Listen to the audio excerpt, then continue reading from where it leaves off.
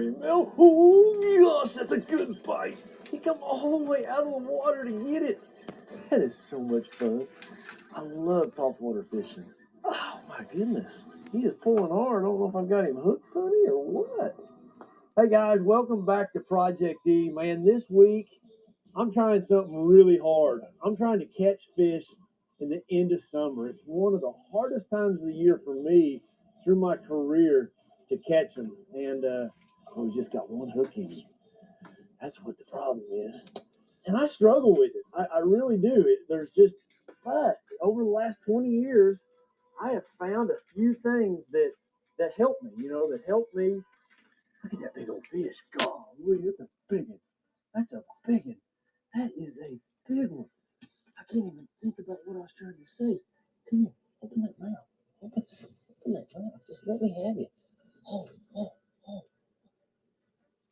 Looky there. Golly. That's a good one.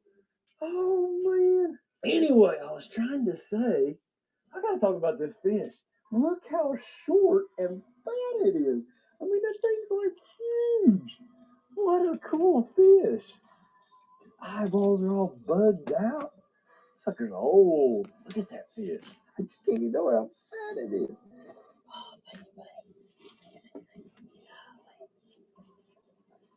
So anyway, what I was trying to say, I want to try to go through a couple of scenarios that I use to combat the end of summer. And one of them, we just started it right there in a grand way, is throwing a topwater shallow. I know that doesn't sound like, oh, wow, but shallow. When I say shallow, I mean really shallow. We're going to fish super shallow, and you don't think of doing that. It's the end of August, last week of August that we're out here, and we're going to be fishing today that deep. That fish right there came out of water that deep. And that's just one thing that I look for when fishing gets really tough at the end of the year. And I'll give you some reasons why here coming up of why I think they're up there. Let's catch another one.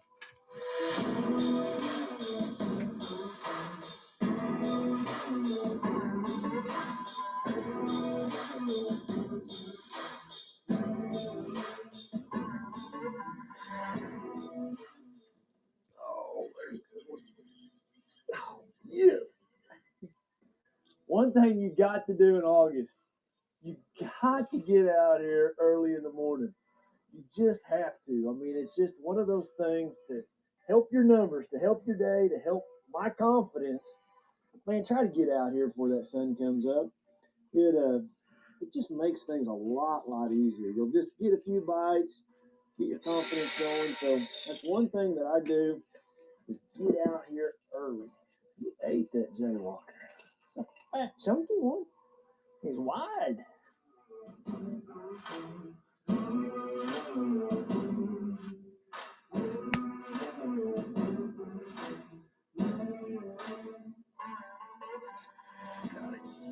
Got it. That's another nice one. Oh my goodness, that was a big one. Golly, that was a big one. Oh gosh, dang it. Man, it's not 8 inches deep up there. He had nowhere to go but up. Just an example of how shallow it really is up there. When you see those waves, this is the stuff that I'm talking about. Really flat gravel points, rock points that are just super flat. I don't know why, but that's where they get at the end of the summer. You know, there's all kinds of life out here. You know, I just saw a big carp, wake away from my bait. There's catfish jumping, there's sand bass jumping, but there's also bass. But in my mind, I can tell the bass from all the others because, hold on a second, I gotta catch this. Golly, it was knocking it out of the water like crazy. Come here, buddy.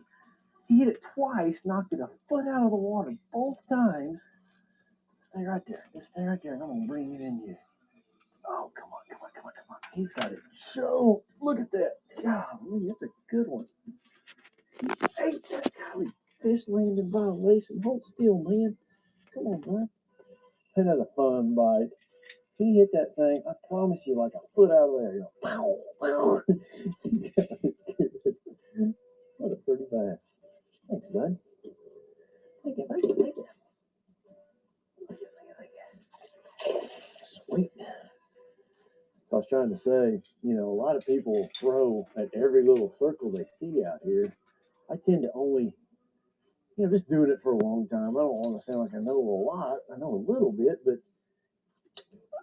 you can just tell the difference in the sound of when a bass is feeding versus a gar or a catfish or you know, something else. And also, you know, it needs to happen on the point. There's so much stuff out here happening over 7, 8 feet of water.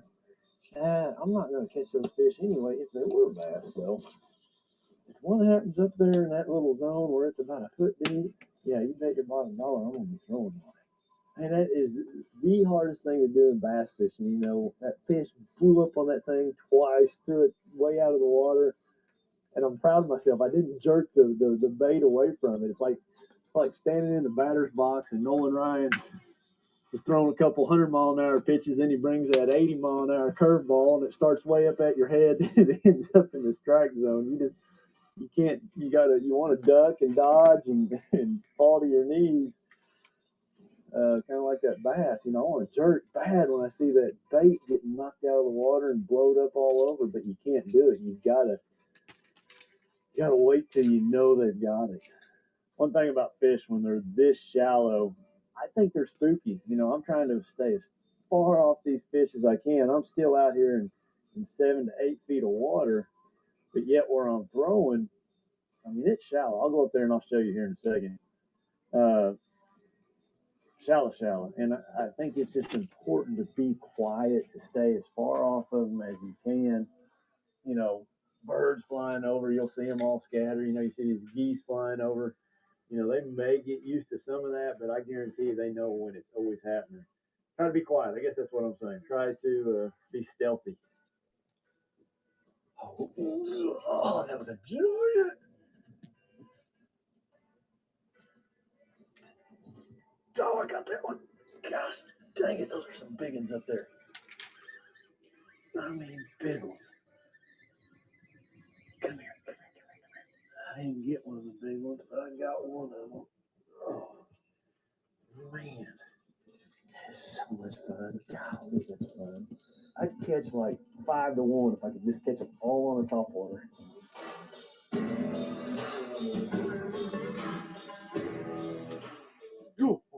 Lee. I just ducked that Nolan Ryan curveball. I fell to my knees because I jerked hard right there. Oh, I thought he had it. Golly. Damn it. Got that one. Oh, come here, buddy.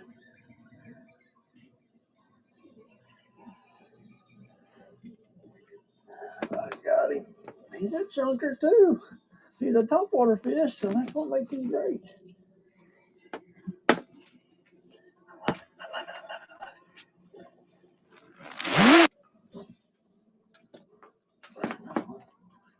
He just kind of slurped it. He didn't explode on it. The little one.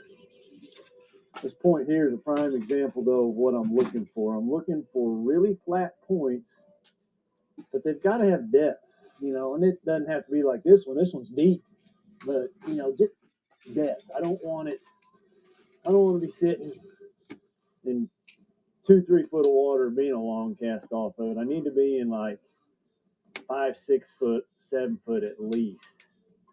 You know, this one I'm sitting, heck, it's deep right here.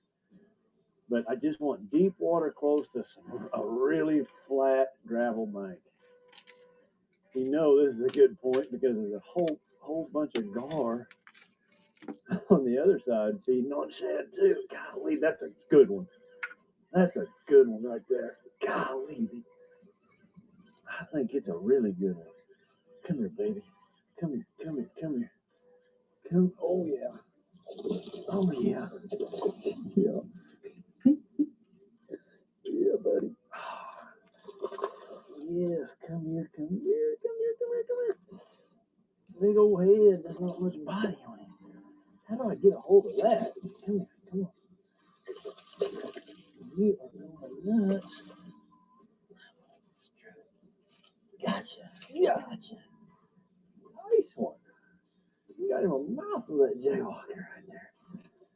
take it, just walking it back and forth. That's just the neat thing about that bait. It catches big fish. I mean, it catches all size fish. It's just a great thing about this bait. I love throwing walking baits, in particular this one.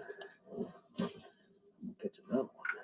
So in my opinion, the end of summer, why do things get so tough? You may ask, and I've always asked that. What happens?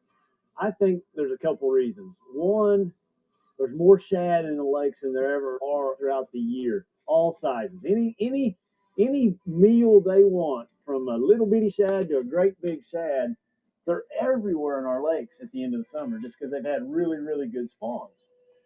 The thing that creates, oh gosh, I better throw right there, is all these fish towards the end of the summer suspend. I mean, there's just tons of suspending fish.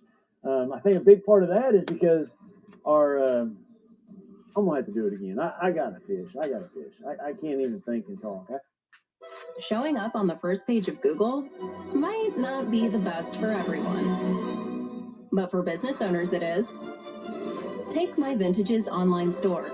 It ranks for thousands of competitive keywords like vintage clothing, which gets loads of searches on a monthly basis, and 80% of that traffic goes to their site. They also rank for over 1,000 images on Google. All of this drives tons of organic traffic every single month. I had to do it. So anyways, as I was saying, I can't walk and chew gum at the same time. I can't walk my bait and try to make a fishing point. Why is the fishing so tough in the end of the summer? I think there's a couple reasons. There's more shad than there's ever been in the lake. There's all sizes. They're just readily available. You look in the water, you look on your screen, they're everywhere.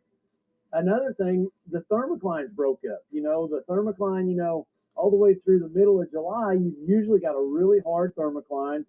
And that's the thermoclines when that water temperature changes from 2 degrees. If you've ever swum in a pond or in a muddy lake, you can always feel how the water's cold at your feet.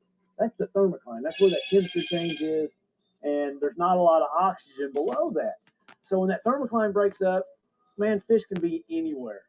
The lakes start to turn over also. All those equations, there's more fish suspending than there ever are any other time of the year. So what happens is, we all relate to the bottom, a crankbait, a football jig, a Carolina rig, a shaky head. All those things relate to the bottom, or we relate to the bank. We fish the banks. But now there's fish suspended just in that top 5, 6, 7, 8 feet of water, depending on your water clarity, anywhere in the lake, thus making it another way to make it tough. So how I combat that, I fish really shallow towards the end of the summer. It's a thing that has worked for me all across the country. It doesn't matter where it is or where we go. When that water just, your water's been at, like, let's say here, it's been at 90 degrees and it just starts to turn back the other way. We've had a few cool nights.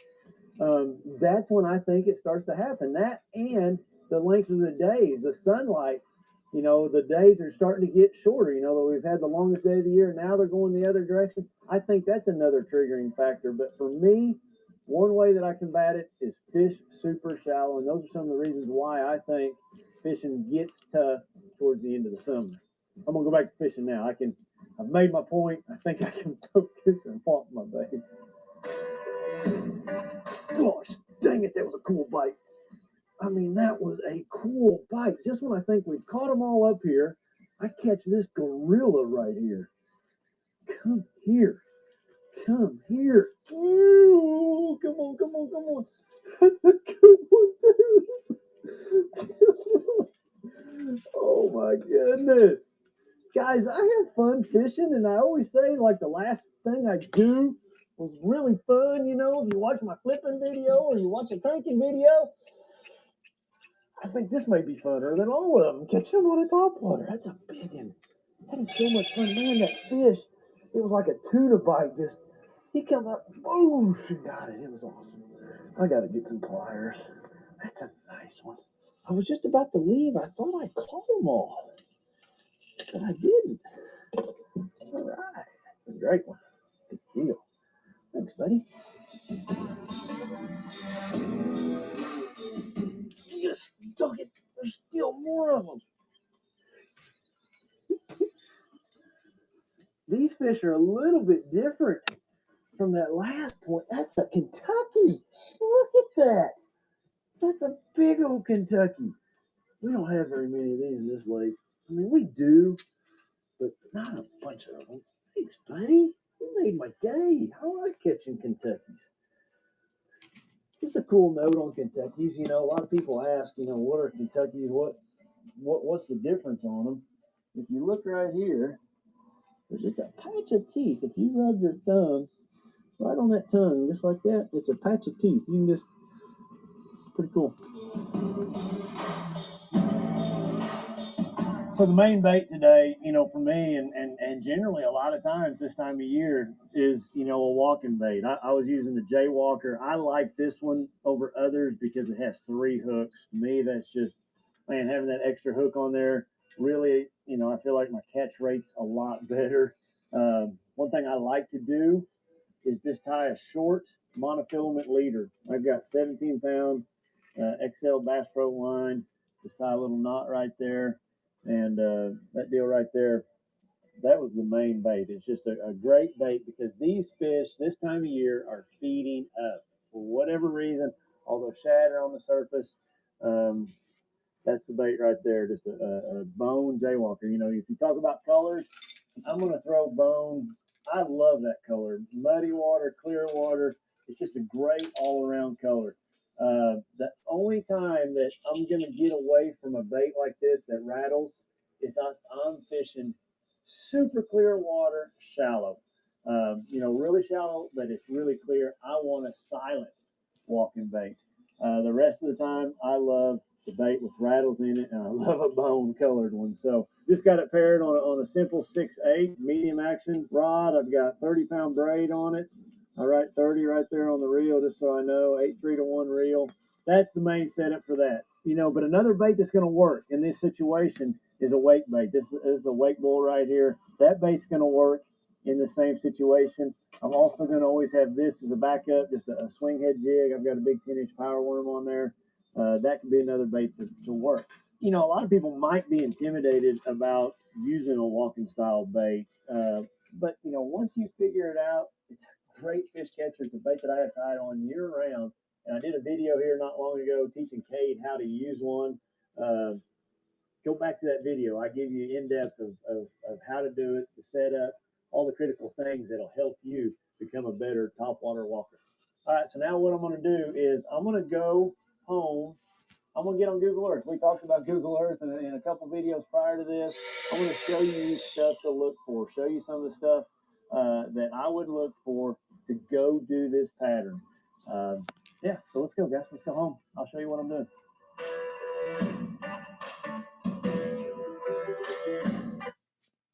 Most people have no clue that in 2023, the best way to make money on Amazon is not with physical products. It's Amazon's other company, Audible. Audible pays me $8,000 to $10,000 every single month in passive income, and I'm not the only one. People like Katrina and Carla. Hey guys, here we are. I'm back at the house. We had an awesome day fishing. It was just a mall of fun. I was going to try to show you just what I looked for, how that went down today. You know, just to recap, when it's the end of summer, the biggest thing to take away from this, there's a lot of fish that go shallow. You know, I think that's one of those things that I always struggled with. I always thought as the summer progressed, you got towards the end of summer, there's a lot of fish deep, and that's really not the case. After you can see today, we caught big ones, and they were really, really shallow. So don't overlook that. You know, just an example of some points, you know, like this point right here. When I look at this thing on Google Earth, it's got deep water really close by. You can see there what that looks like. Just a flat point. It's got a couple bigger rocks right out here. That's a prime example of something you want to look at. Also, the south wind. I think my best stuff a lot of times this time of year is that south wind pushes those shad up on those flat points, and that's why they're up there feeding so well. So think about your points when you're choosing them. Think about the spots you're fishing. You know, south wind's a predominant wind this time of year. look for those ones that blows into. Just to show you another spot, just to show, heck, I'll just show you where I caught them. I don't care. Here we go, right here. I zoom in. That's the point. Man, that's where I caught all those fish this afternoon. You can just see how flat that thing is around it. You know, if I go forward in time just a little bit, you know, there's the water's about a foot higher, maybe right there. Right there, the water's kind of flooded. Yeah, that's the point. I mean, it's got deep water on this side, pretty deep on this side. The south wind blows into it this way. That's the point where I caught them, right there. So, man, I hope this helps you. You know, a lot of people get discouraged, including myself, trying to fish in the late summer. Get out there early, try some of those flat points. Um, Cover a lot of water quickly, guys. You know, that's a big thing too. Think about fish being suspended. Think about them being up in the water column, feeding up. You know, that's why that walking bait can be so good. That's why, you know, that weight bull, that subsurface crankbait can be so good, because those fish are feeding up a lot of times, really keying in on shad, and that's the way I think about it. So guys, man, I hope you enjoyed this video. It was a lot of fun today catching those fish. I hope I'm helping you become a better fisherman, because that is my goal with Project E. And it's making me become a better fisherman, because I'm fishing a lot more different conditions. You know, instead of coming home and working at the pond farm every day, I'm going fishing a lot more.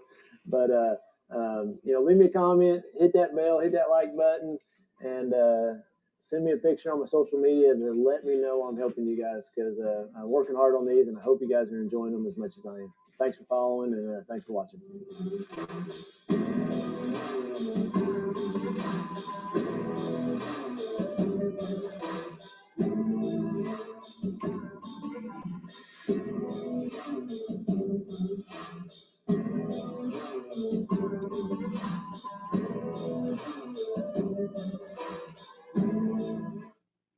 Why don't you own commercial real estate? Yes, you. Why don't you own commercial property? After all, just one commercial deal can dramatically impact your financial life forever. Just imagine one commercial deal paying all of your monthly expenses month after month after month. It can be. Hey guys, welcome back to the channel, man. I'm so excited. You know, traveling the country, I hear a lot of people get intimidated about offshore structure fishing, ledge fishing, that they just don't feel comfortable doing it. And I think as an angler, you know, I know early in my career, I was just intimidated by it, you know, and I think we make it too complicated. It's really not. We are going to try to simplify it for you today, just to make it a little easier, give you a real basic approach to find those offshore fish, those ledge fish on your lake. From the top of the mountain.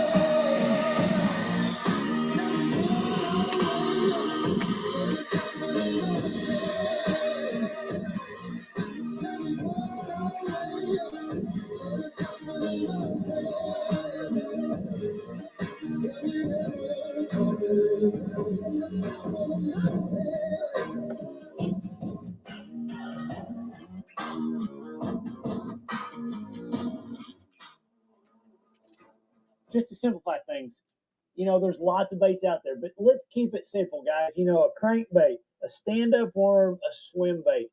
Those three things, I can go fish offshore ledge fish anywhere across the country. Yes, there's other baits that are in the mix that you want to have in your arsenal, but I can get my job done with these. You know, this is what I would use, you know, if you're getting started, just to simplify things. You know, I've got a crankbait. I'm going to choose a crankbait that's going to dive a little bit deeper than the depth I'm diving. Remember, these fish generally are eating shad, so pick you a shad colored bait. This is the new HD pattern that Berkley's got on some of those dredgers.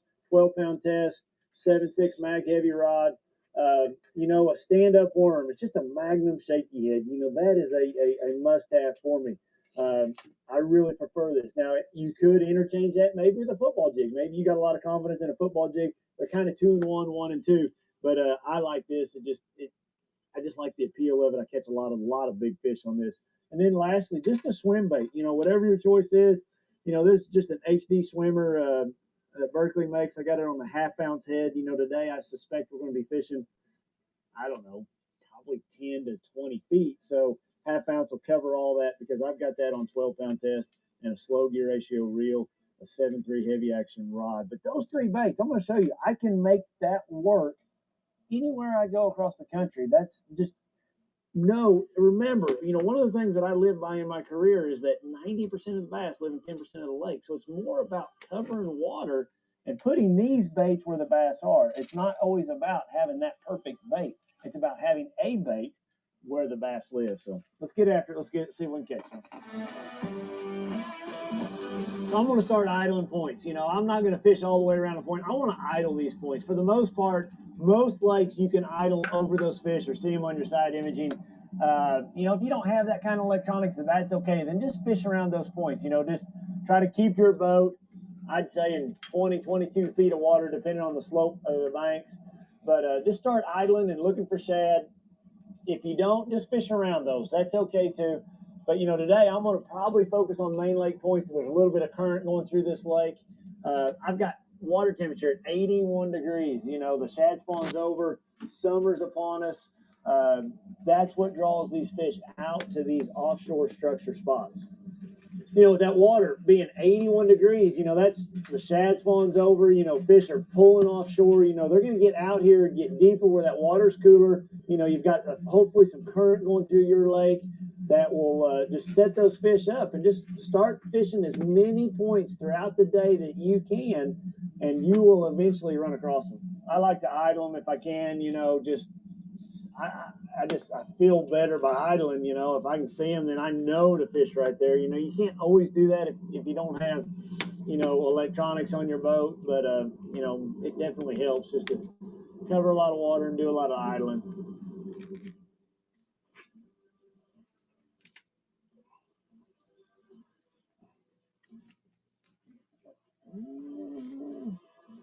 Decent one. Not a big one, but a decent one.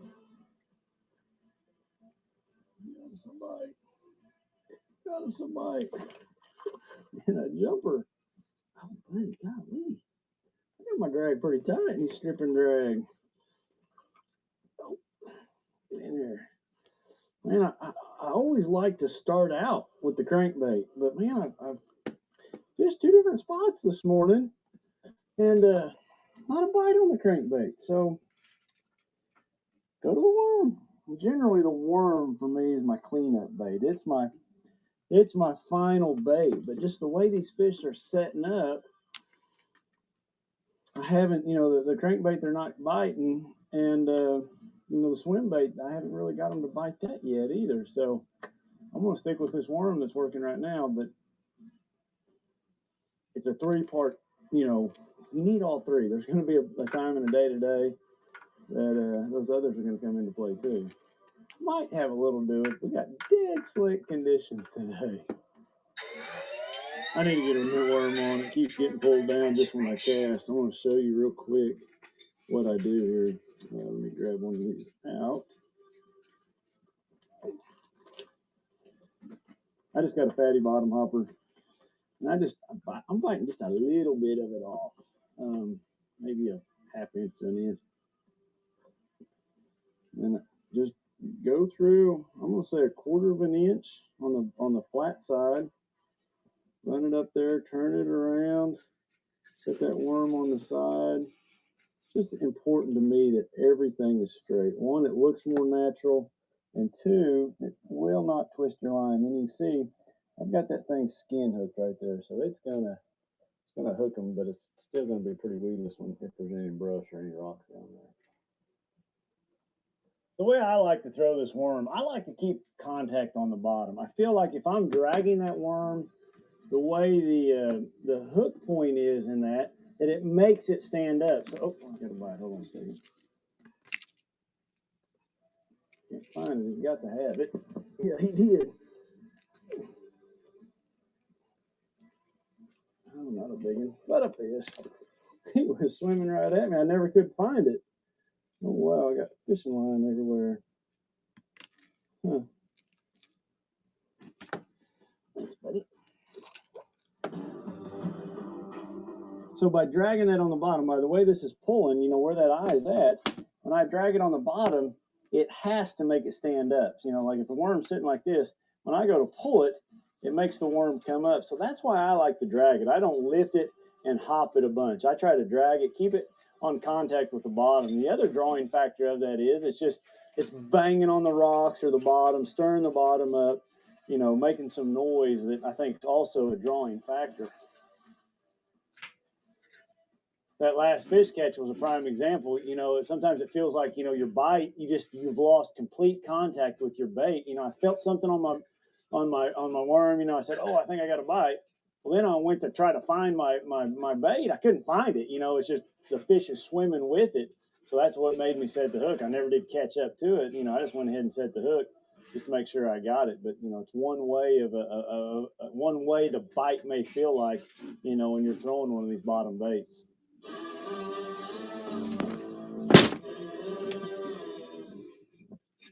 Gosh, dang it, that's a big one. Drinking warm water before bed helps men get it up on command. Thousands of men are suddenly regaining their performance in the bedroom by adding one unusual ingredient to a glass of warm water before bed.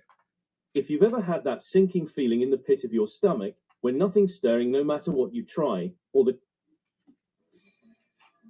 That's a big one. I'm hoping it's a bass. You got me in something. It's coming up. It's a bass. He's not as big as I thought he was. But he's a good one. He's a good one. Man, it's just a tough day. I normally like getting that crankbait and just going crazy with him. He threw my worm off, buddy. But I just really had to slow down to get some bites. One fish. Man, he had me down in that brush down there, and I thought I had a giant at first. Nonetheless, a really good one. Nice fish.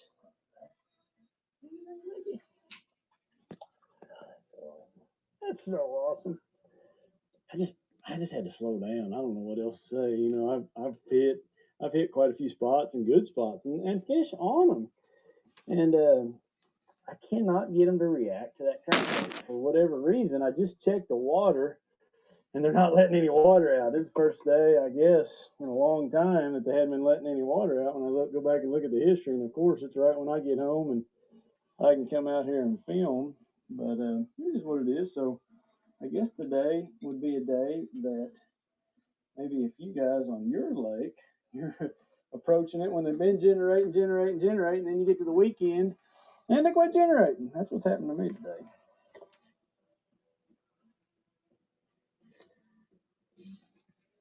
Oh, we got one. Oh, come here, buddy. Come here. Another giant little fish. He threw my worm. I think there is a bunch of them down there. I really want to pick up my crankbait, but it's deeper than that crankbait will go, so I need to get a deeper diving one out. Man, that worm didn't even hit the bottom. Let's see. I just like throwing the crankbait. Don't get me wrong. I have nothing against a worm. I feel like you catch your biggest fish always on a crankbait.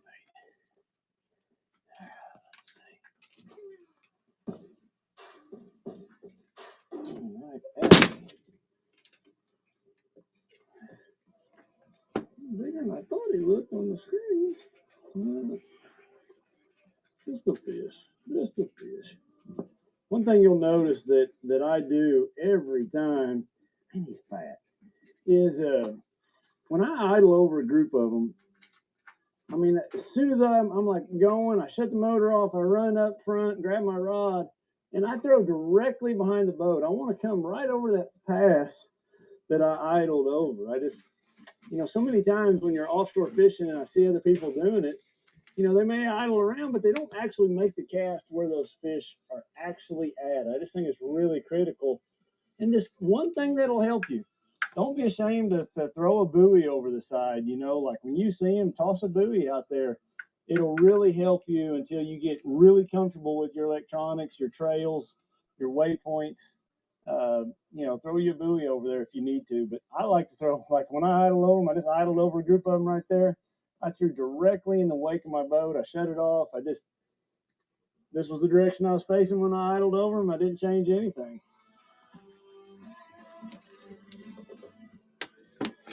Maybe a better one. A little bit better. Oh yeah. Oh yeah. Man, I switched up colors. I just had to switch up colors. I had to do something different. I just was not getting very many bites. That's a better fish. Right. A cool tattoo on his tail. That's a cool fish. Thanks, bud. Make another cast right there again.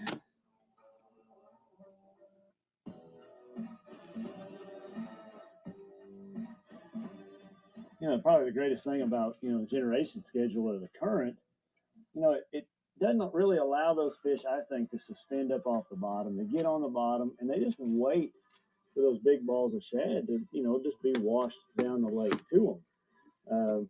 And when that's happening, it's one of the best times to fish. I'm sitting here making excuses for my day. My day's nowhere near over, but they've been running current for 3-4 weeks, and today's the first day they hadn't. So it's going to take a little bit for these fish to adjust to that. Because a lot of lakes like TVA, it's on off every day. They're used to it being on and off. This lake here, it's been on and never shut off. Just the same amount 24/7 because they've been trying to drop the lake. Feel like we figured them out. We got back in them. Just a matter of covering water. I cover a lot of water when I'm fishing offshore. I don't try to make them bite. I give them 10 minutes at the most. If you can, the only caveat to that is if you've got a lot of boats on the water, then you've got to stay there because every spot you go to,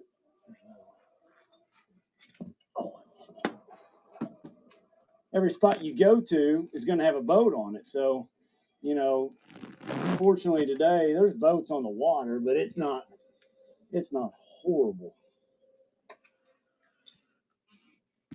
There's a bite. 3 casts in a row. You got a hold of that thing? Oh yeah. Oh yeah. Gosh, that's fun.